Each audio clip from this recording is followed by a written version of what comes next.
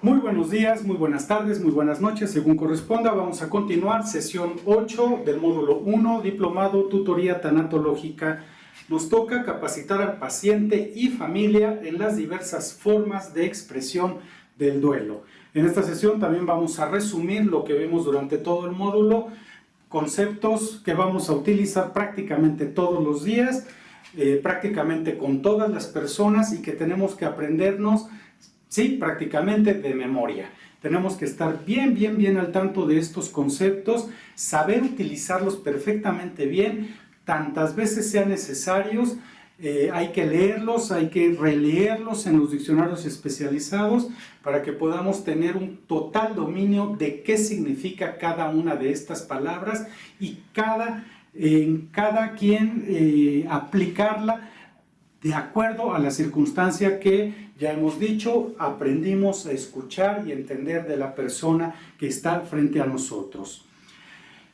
Podemos empezar diciendo que el proceso de duelo no es algo que se transite sin accidentes, eso no pasa. Siempre vamos a encontrar detenciones, siempre vamos a encontrar defensas, muchos pensamientos, recuerdos e idas sobre nuevas ideas, idas y vueltas sobre sentimientos, emociones. O sea, el duelo es un trabajo difícil, no es algo que se lleve tranquilamente, es un trabajo muy difícil, requiere muchísima energía y precisamente por eso se llama trabajo. Y lo más importante, es un trabajo intrapsíquico, quiere decir que funciona todo el tiempo dentro de la mente de la persona. Y no se trata de meternos en la mente de la persona, sino de escuchar lo que esa persona nos está diciendo. Acuérdense, el discurso, así como decimos que los ojos son la ventana del alma, el discurso es la ventana de la mente. Aprendiendo a escuchar lo que las personas nos están diciendo, podemos entender lo que están pensando y la mayoría de las veces, entender lo que están sintiendo, por qué lo están sintiendo, cómo lo están sintiendo. Ese es precisamente nuestro trabajo tanatológico. Durante el duelo, por una pérdida importante, un fracaso que cambia nuestra vida, un accidente fatal, una circunstancia inesperada y contraria al plan de vida, ya sea salud, ya sea suicidio, ya sea cualquier otra condición que no se espera, cambia todo el sistema de nuestras creencias, cambian todos nuestros valores, cambia la expresión, cambia el afecto y todos los cambios son temporales en la mayoría de las personas y permanentes en muchas otras personas. Aceptar, perdonar, culpar, evitar, negociar, etcétera, no son etapas.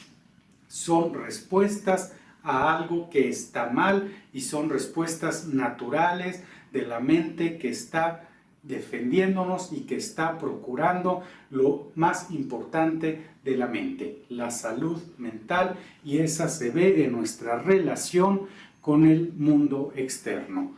Entonces la mente está pasando por una serie de procesos que conocemos e identificamos a manera de respuestas, y estas respuestas no son etapas, son eso, son respuestas, y quiere decir que la persona está bien, está trabajando, y mientras se mantenga trabajando, mientras se mantenga en su proceso intrapsíquico de duelo, tenemos muchísimo que ayudarla, pero sobre todo tenemos mucha confianza en que va a salir adelante de ese problema o de esta situación. En esta sesión trabajaremos los conceptos, les decía que nos van a servir durante todo el estudio y todo el trabajo tanatológico. El primero es angustia. La angustia es la sensación de expectativa dolorosa frente a peligros internos desconocidos, pero cuya naturaleza se presiente. Esa es la angustia. Para nuestro trabajo de tutoría tanatológica nos interesan las formas de la angustia. Primero, la existencial, que es la más frecuente que vamos a encontrar en el duelo. Es inherente al humano en cuanto es la resultante y la cristalización de las contradicciones que entraña la misma condición humana. El ejemplo más significativo es el futuro de nuestras vidas. Cuando tenemos angustia existencial, cuando nos preguntamos ¿qué voy a hacer de mi vida?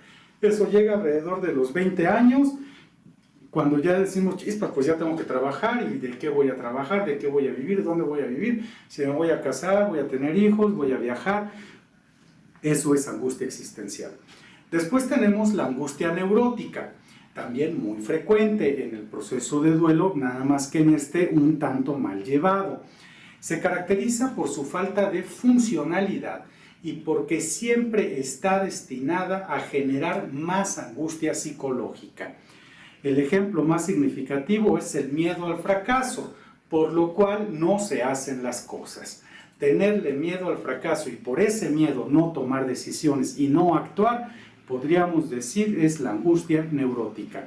Ya hemos notado que muchísima gente tiene ese problema. La otra es, también importantísima en el trabajo tanatológico, la angustia de desamparo. Produce sentimientos de inferioridad y omnipotencia alternativa y simultáneamente, de tal manera que el comportamiento urbano y el sentido común se desorganizan, así que el saberse desamparado representa un retorno al uso de la fuerza y la crueldad natural instintiva del ser humano. El ejemplo más significativo es el mostrado en la obra El Señor de las Moscas. Hay una película en YouTube, búsquenla, es muy buena y además nos da así como que pasito a pasito perfectamente bien explicado en qué consiste la angustia de desamparo, solamente que aquí ya lo tenemos como conocimiento, y cómo y en qué terminan las personas que padecen esta angustia y que no resuelven favorablemente esta angustia o este duelo que genera esa angustia. Después tenemos la angustia de muerte. Es lo que motiva constantemente a investigar, a cuestionarse y saber. Lo observamos en personas cuyas posturas, temas y esfuerzos son para explicarse y justificar la verdad. El ejemplo más significativo de esta angustia son acudir a las lecturas de tarot del futuro, saber tener esta necesidad imperiosa de saber qué hay más allá de la muerte, si es que existe un cielo, un infierno, si es que es verdad aquello del limbo y todas esas cosas. La reencarnación, esa necesidad imperiosa, no curiosidad, sino necesidad de saber, es una manifestación de la angustia de muerte.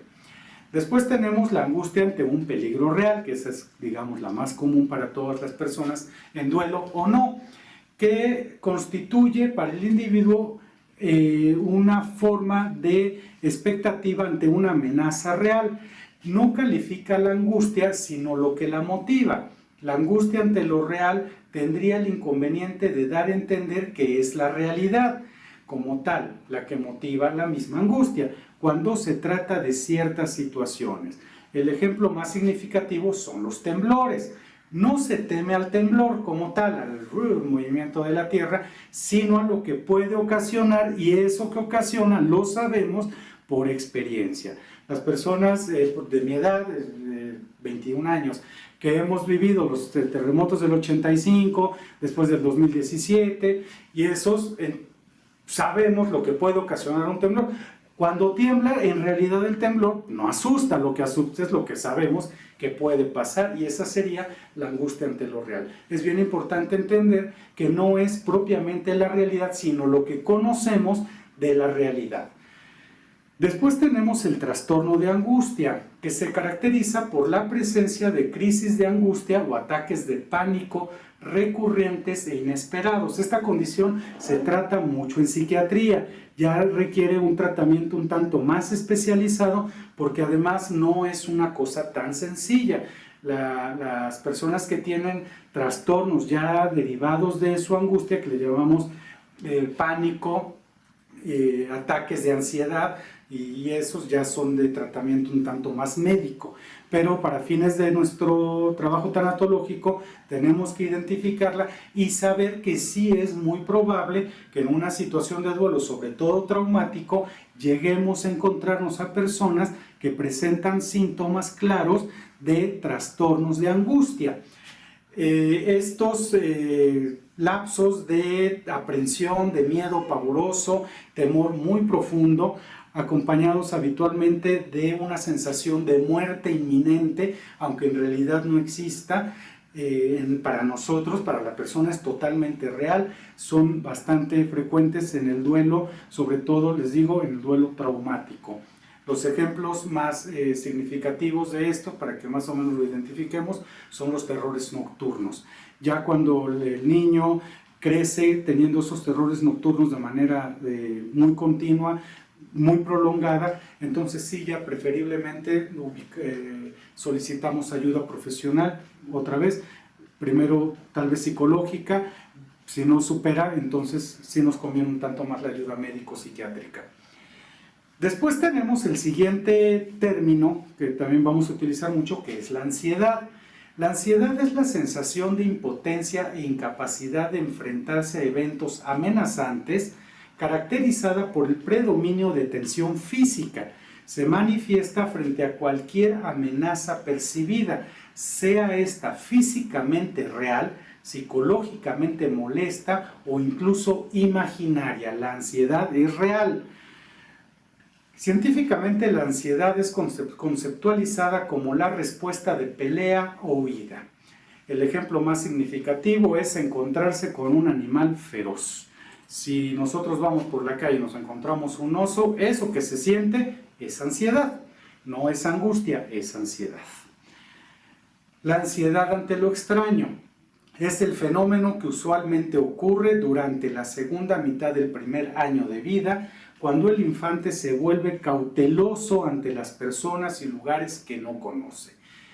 Ansiedad de realidad, la cual puede llamarse en términos coloquiales como miedo, y ansiedad moral, que se refiere a lo que siente cuando el peligro no proviene del mundo externo, sino del mundo social interiorizado en el superyo. Estos tres tipos de ansiedad están muy ligados y todos se generan en la infancia, durante la infancia, y son prácticamente naturales en todos los procesos de maduración de cualquiera de nosotros.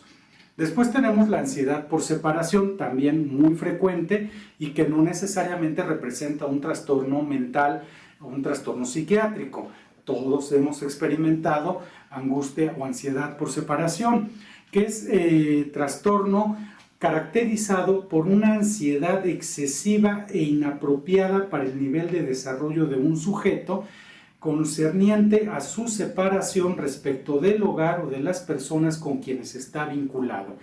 Temer que una persona se va es una cosa que aterroriza a muchos menores y que tenemos que aprender a identificar bien claro de qué se trata y si es esta ansiedad por separación.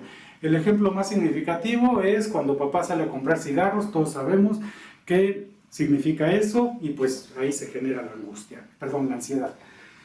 En lo cotidiano, a la angustia y a la ansiedad se le llama coloquialmente con otros nombres. Es muy importante que identifiquemos cada uno de estos y sepamos a qué se refiere la persona. Obviamente no le vamos a llevar nuestro diccionario y le vamos a decir, no, a ver, explíquese bien. Tenemos nosotros que aprender a identificar a qué se refiere con esas palabras.